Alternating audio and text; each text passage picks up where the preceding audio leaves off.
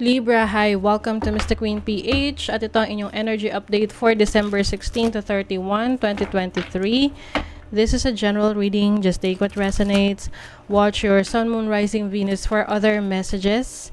And thank you sa lahat ng mga sumusuporta dito sa ating channel. Just a reminder, gamitin nyo lamang ang reading na ito bilang gabay. And pa-follow like na rin ang ating Facebook at TikTok. Lahat po yan Mr. Queen PH. And please check out my Shopee. Available na ang protection and prosperity items, bracelets, zodiac sign bracelets, and many more. Link on the description. And also, if you're interested in money bowls, available din to sa aking Shopee. Link on the description. So, let's see, Libra, ano yung energies for you ngayong second half ng December for Libra. Okay, let's see. Wow. Okay. So, Libra, balance ang inyong life ngayong second half ng December. Kasi dalawang sixes to. So, your energy is the Six of Wands. There's a lot of success in you. May recognition. You are feeling good about yourself. You are confident. I think you are gaining popularity, no? Anumang area or field ka, no? So, if you are nasa social media ka, mas marami kang nagigain na followers, subscribers, if you're on YouTube, in any field, like even sa trabaho nyo, sa company nyo, you are being recognized for your talents, your abilities, your skills. Merong recognition for you. Okay, let's clarify that. What is the Six of Wands? Marami ka ring admirers, no? Maraming nagugustuhan yung personality mo. You have the Knight of Swords. Kaya lang, maaring meron dyan, syempre, hindi mawawala yung mga naysayers, no? Yung mga nagda-doubt sa mga na-achieve mo. So, wag mo na lang silang pansinin. Okay? Mag-focus ka na lang doon sa mga taong nakaka-appreciate sa'yo. Yung mga hindi, hayaan mo na lang sila.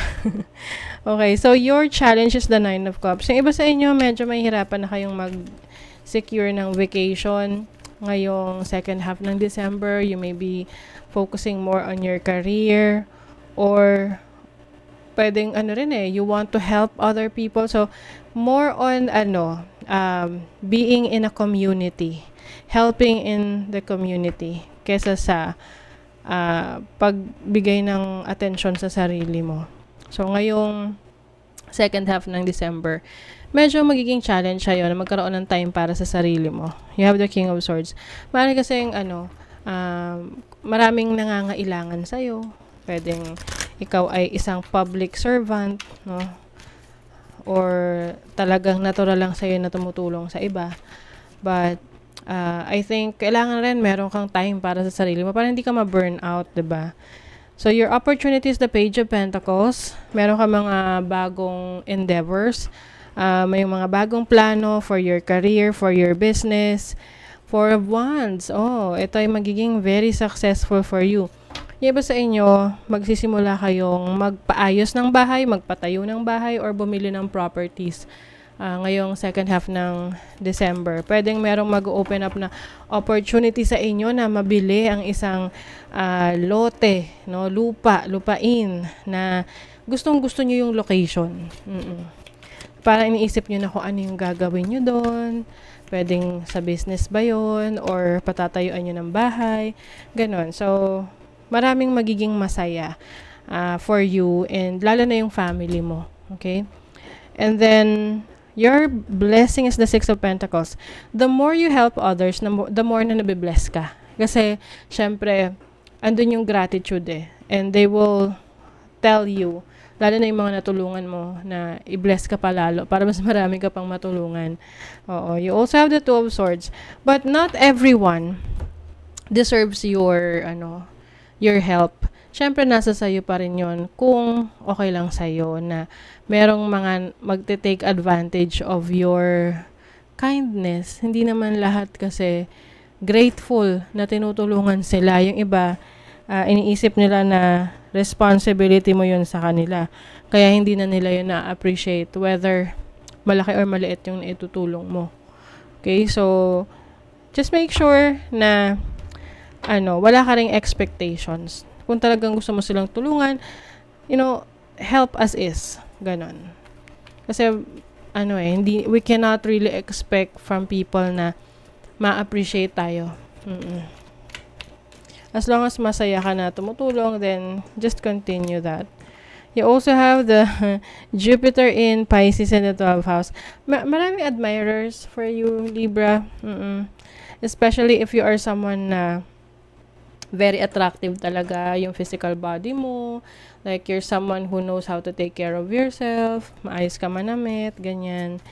So, meron din ditong discovery. I think you have some pwedeng travel opportunities to. Ito yung sabi ko sa inyo na pwedeng challenge nyo na magkaroon ng oras at panahon para sa sarili. So, pag meron ka nakita na opportunity to travel, gawin mo, no? Kasi sayang yung opportunity.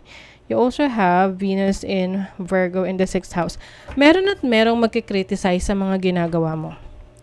Oo. Meron at merong masasabi ang ibang tao kahit na maganda yung ginagawa mo. Laging meron yan. So, minsan kasi may tendency tayo na mag-people please, no? Na gusto natin lahat ma-please na ang ibang tao, ang lahat ng tao. Pero, sometimes, no, nawawala na tayo sa sarili natin, yung core natin na who we really are. Because we want to look good in other people's eyes, pero hindi na pala tayo nagiging totoo sa sarili natin. So, yun yung kailangan yung isipin na it is always best to be true to yourself, na maging totoo sa sarili. It doesn't matter kung may may mag-a-accept sa'yo or wala, may makaka-appreciate sa'yo or wala. Kasi alam mo sa sarili mo that that's who you really are. Okay? So, sa yung money, career, finances, yes, see? Na nasabi ko sa inyo kanina na itong second half ng December, you are going to balance your situation, whether love or career, but I think this is related to your finances and career. So, kung dati sobrang busy ka, bigyan mo rin ng oras at panahon ang iyong family. And yung iba sa inyo, gagawin yung business yung inyong talents or skills. Kung magaling kayo magluto, o maaring mag-open up kayo ng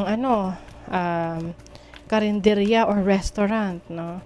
Kung magaling kang kumanta, so maaring mag-offer ka ng ang tawag doon, mag-offer ka ng tutorial business, kung ano-ano pa. So, tingnan natin sa love for Libra. Manifest. Patience. Patiently waiting. Yung iba sa inyo, you are patiently waiting to get married. So, yung iba siguro mina-manifest nyo na mag-propose na yung person nyo or kayo yung magpo-propose sa person nyo. In God's perfect time. Okay? Kasi may mga bagay na hindi naman tayo kailangan madaliin. If you are ready, then why not? No? Yung iba naman sa inyo, maaring you are taking your relationship to a higher level of commitment. Yung tipong mas seryoso. Expect powerful change. Wow. There's a powerful change na mangyayari ngayong December, second half ng December for you. Be real. Oh my God, Libra. Ito yung sinasabi ko sa inyo. Be authentic. Be true to yourself. Yan, magpapakatotoo ka. You're very close to achieving your goal. Yes. So, I think ngayong December, konting na lang, no? Konting kembot na lang. Ma-achieve mo na yung goal mo. So, ito yung time na hindi mo kailangang mag-give up. Oo, i-push mo lang yan. Because, you are going to find success. Dahil ma-achieve mo yung iyong goal. Whatever that is. Saan man yan. Sa career, sa finances mo. The moment na nag-give up ka, wala nang chance yun, diba? But, hanggat di ka nag-give up, laging meron niyang chance. Okay, you have the third house. Third house is about short distance travel. So, maaring may travel opportunities talaga sa inyo. Learning din to. You also have Mercury is about communication. I think mas magiging practical sa mga pipiliin mo na pagkakaabalahan ngayong December, you will make sure na you are gaining from them, no? Whether this is pera, you are gaining knowledge, wisdom, so anything na may value, okay? Doon ka magfo-focus, okay? So that is your reading, Libra. Kung nagustuhan nyo ito, naka-resonate kayo, mag-comment kayo dyan, like, share, subscribe, para lagi kayo updated sa ating mga readings. Thank you so much, Libra. See you again.